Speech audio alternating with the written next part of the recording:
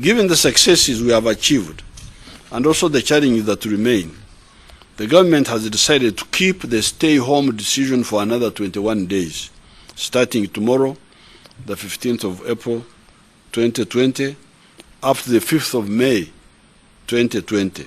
President Yoweri Museveni has announced an extension of the national lockdown for a period of 3 more weeks, up to May 5th, 2020. While addressing the nation on the status of COVID-19, Mr. Museveni said, despite some strides taken to combat the spread of the deadly virus, there is need to continue monitoring the same. This additional 21 days will definitely help us to defeat this virus decisively, or, if not defeated totally, to prepare better as to how to cope with it. He said there are still a number of danger points that would see the virus spread in the country, including porous border points with nearby countries that allow people to sneak into the country, cargo truck drivers and their crews, cargo aircraft crews, UN workers who are allowed to continue operating, and health workers treating people with COVID-19. The president said that to avoid taking chances, there was a need to extend the lockdown so that these danger points can be taken care of. You have seen how much damage this virus has caused in other countries.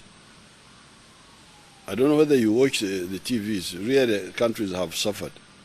We should not allow that to happen here. The president said that despite only 54 out of the 5,664 people having tested positive, this is too early to celebrate the end of the pandemic in the country. He revealed that government is still following up on 18,000 people who got into contact with those who entered the country between March 7th and 22nd before the lockdown. Museveni explained that there are symptomatic people who don't show signs of the virus, noting that these could be identified during the 21 days.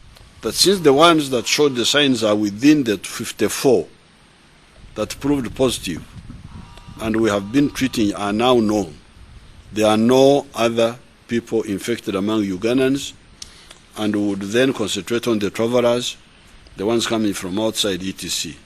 However, we cannot say that now because there could be those silent carriers. He added that all the previous directives meant to combat the spread of the deadly virus will still be enforced, warning youth to stop loitering in trading centers. I hear the children who went on holiday, who were sent home, instead of helping their parents in the garden, they are in the trading centers. What are you doing in the trading centers? Be in the gardens with your parents. It is better for health, but it is also good for you.